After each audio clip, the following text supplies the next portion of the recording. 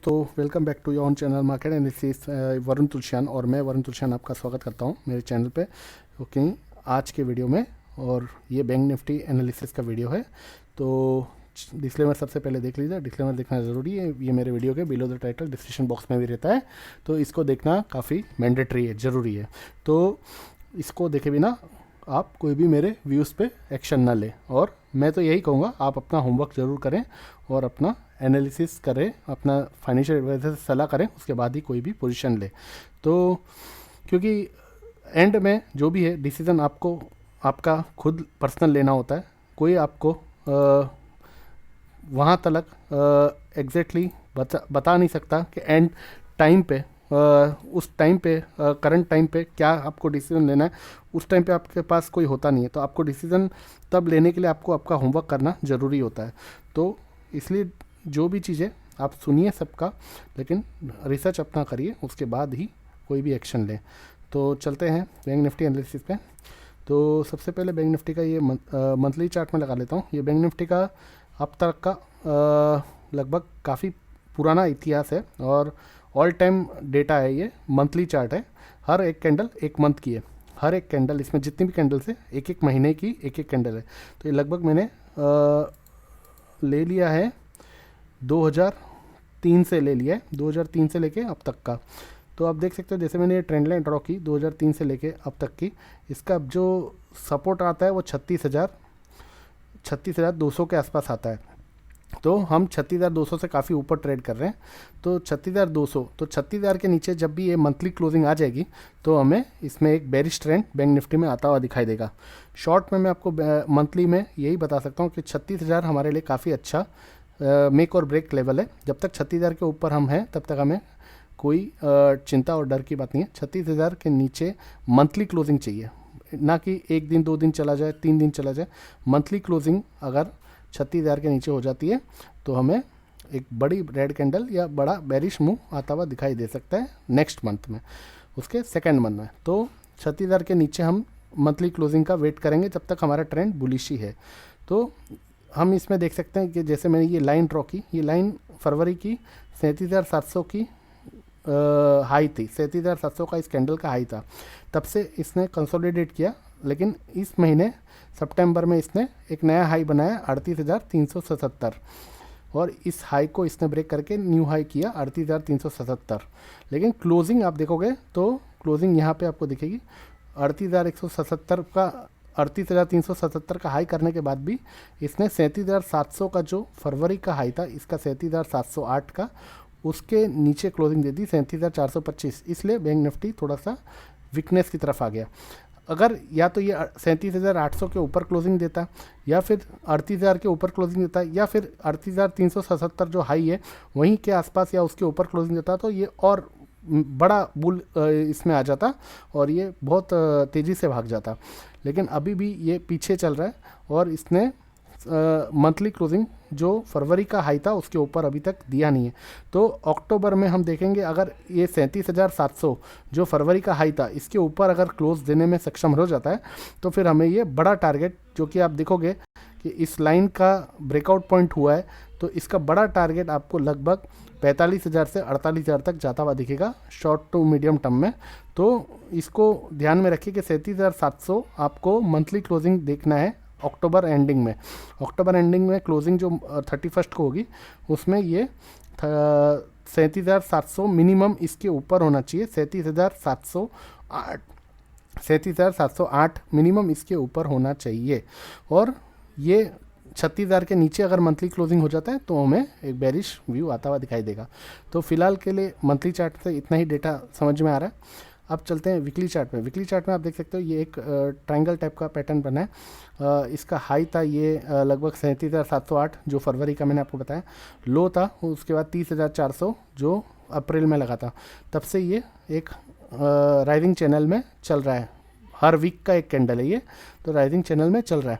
अब इसमें आप देख सकते हो कि लगभग इसने ये जो लो दिख रहा है आपको 36,327 और हाई है इसका 38,112 इस कैंडल का, ये है 13/9 का। उसके बाद वाले वीक का 38,112 का हाई है और वापस इसका लो है 36,525। तो इस कैंडल का लो जो था 327 उससे हायर लो बनाया, लेकिन हाई जो है वो इस कैंडल के साथ ही सेम हाई बनाया 38,112 38,112, यानी दोनों वीक में हाई सेम था 38,112 38,112, और लो हायर लो था 327 से 525। इसके बाद ये एक रेड कैंडल बनी वीकली, इसमें हाई था 38,377, इसमें हाई नया बनाया और लो भी इसने हायर लो बनाया, यानी हायर हाई हायर लो बनाया, लेकिन कैंडल बेरिश दी रेड कैंडल, क्योंकि इसने ओपनिंग से नीचे क्लोज दिया। ओपनिंग इसका क्या था 38,054 और क्लोज क्या था 37,225, यानी ओपनिंग से नीचे क्लोज दिया और एक रेड कैंडल बन गई। लेकिन इसने हायर हाई हायर लो बनाया, इस दोनों वीक का हाई भी काटा और दोनों वीक के लो के ऊपर लो बनाया 36,876।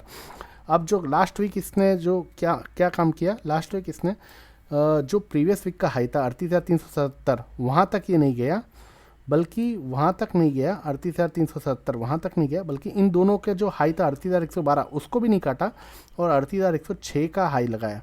38,106 का हाई लगाया यानी लोअर हाई हो गया, एकदम लोअर हाई। लेकिन लो इसका आप देखोगे तो इस कैंडल तीनों कैंडल के लो से इस बार का लो एकदम ऊपर है 37,355।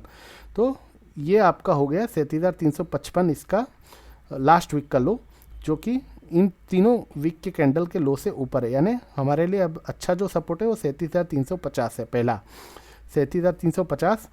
दूसरा है हमारे लिए अच्छा सपोर्ट 36,875 और तीसरा है हमारे लिए अच्छा सपोर्ट 36,525 और चौथा है हमारे लिए 36,327।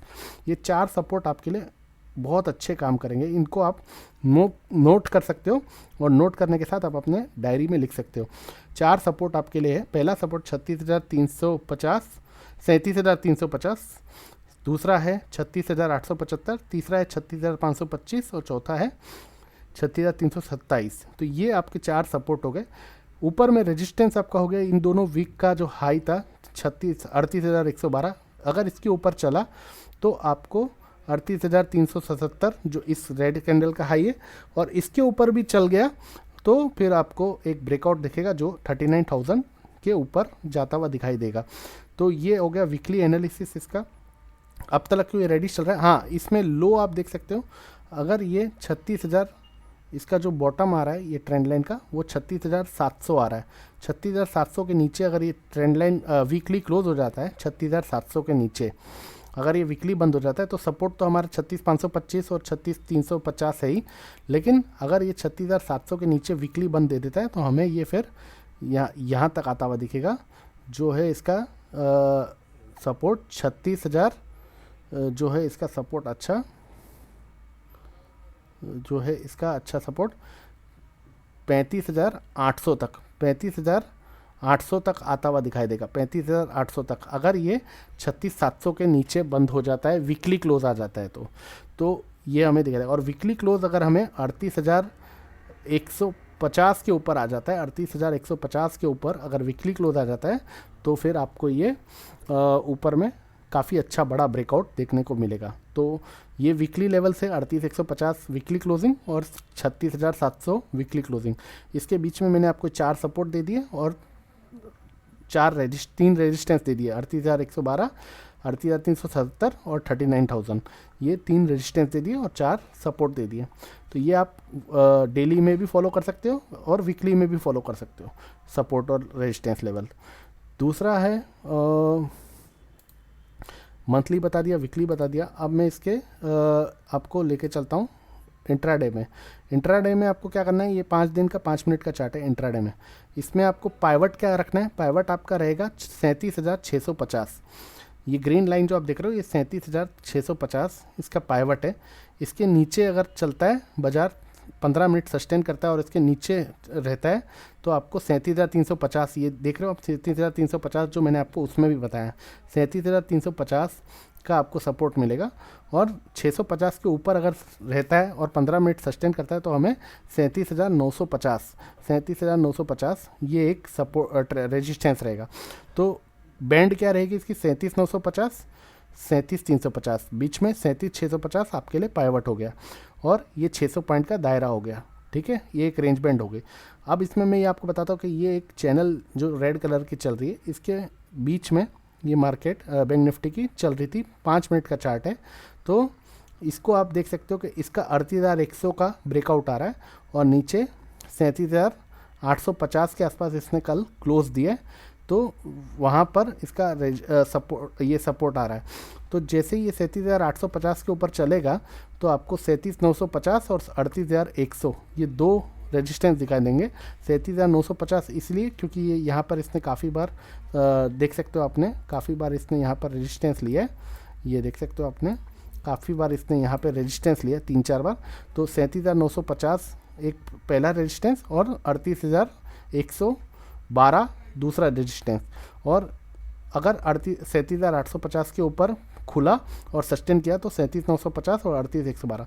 और अगर नीचे 850 को पार नहीं किया तो नीचे 650 तक आ सकता है। 650 पे इसका पाइवट है, 650 के नीचे अगर ये 15 मिनट सस्टेन करता है तो 37,350 तक आ सकता है। और अगर 37,350 भी ब्रेक कर देता है तो आपको 36,875 इसका इमीडिएट सपोर्ट नीचे में है, जो मैंने आपको वीकली चार्ट में दिखाया 36,875। तो ये है बैंक निफ्टी का दायरा कल के लिए। 37,350 से 37,950 बीच में पाइवट 37,650। 37,850 के ऊपर चलता है तो हमें 950 और 38,100 के लिए वेट करना है। और 38,112 को अगर क्रॉस कर दिया तो आपको 38,380 के लिए खेलने को मिलेगा। तो ये था बैंक निफ्टी में शॉर्ट एनालिसिस। इसका डेली का मैं कैंडल देख लेता हूँ, डेली का कैंडल इसमें क्या बना है वो मैं देख लेता हूँ। और निफ्टी में कल एक डोजी बना था, वो डेली का मैंने आपको बताया नहीं, वो भी बता देता हूँ। तो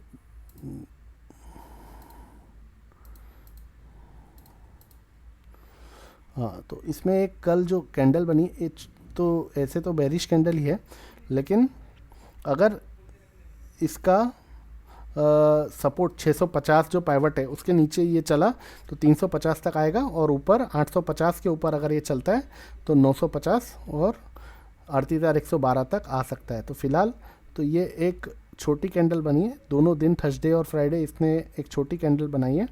तो इसको आप लेवल्स के लिए ही प्ले कीजिए कि लेवल्स आपका 38,112 कटे तो आपको 38,380 के लिए प्ले करना है। लेकिन क्लोजिंग अगर 38,112 के ऊपर कल दे दे तो ये आपको काफ़ी अच्छा बेनिफिट मिलेगा, ब्रेकआउट मिलेगा, हम ब्रेकआउट का बेनिफिट मिलेगा।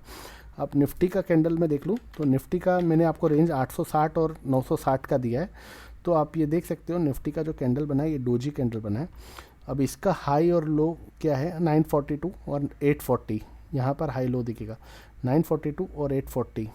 तो मैंने आपको 860 और 960 का जोन दिया है, वो आपका ब्रेकआउट पॉइंट है। 860 और ब्रेकडाउन पॉइंट 960 ब्रेकआउट पॉइंट। 860 के ऊपर 15 मिनट सस्टेन करें तो आपको जो ऊपर के लेवल्स मैंने दिए हैं वो आएंगे। और 960 के ऊपर सस्टेन करें तो ऊपर के जो लेवल्स दिए मैंने वो आएंगे। 860 के नीचे अगर सस्टेन करें तो आपको मैंने नीचे के जो लेवल्स दिए वो आएंगे।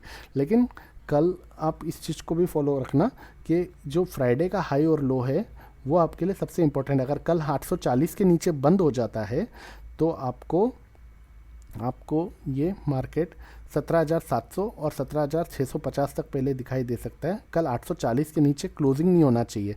840 के नीचे चला जाए और फ्राइडे का हाई 940 जो है वो टूटे नहीं और पहले जो लो है फ्राइडे का वो टूट जाए और उसके नीचे क्लोज हो जाए तो बड़ी बेरिश कैंडल बनेगी, आपको सीधा 650 तक भी ले के जा सकती है। अगर आप ये देखिएगा मॉर्निंग खुले फर्स्ट हाफ एन आवर 940-42 जो इसका फ्राइडे का हाई था वो नहीं टूटे और पहले ही ये 840 तोड़ दे जो फ्राइडे का लो है और उसके नीचे ही रहे तो फिर आपको ये 650 17,650 17,700 तक आता हुआ दिखाई देगा।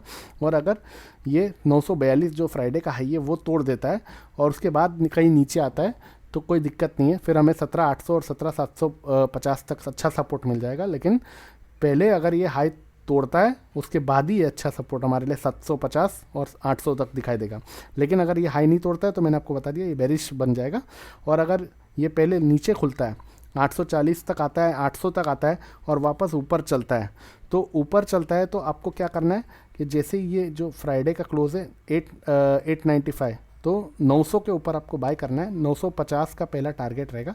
950 आपका क्रॉस करता है तो 960 का जो 950-60 आपका क्रॉस करता है, तो जो 15 मिनट सस्टेन करता है 950-60 पे, तो आपको बाय करना है वापस, या कंटिन्यू करना है जो बाय है आपका, उसको ट्रेलिंग करके कंटिन्यू रखना है, और फिर 18,000, 18,000 70-80 और 18,150 के लिए प्ले करना है। तो ये निफ्टी बैंक निफ्टी में मेरा राय है। उम्मीद है आपको पसंद आया होगा, और प्लीज़ लाइक शेयर सब्सक्राइब करें। मुझे आपके लाइक शेयर सब्सक्राइब की बस वेट रहता है, तो और तमन्ना रहती है। इतना सा छोटा सा मैं आपसे एक प्यार मांग रहा हूँ कि आप सिर्फ लाइक शेयर सब्सक्राइब करें और मुझे हौसला दें।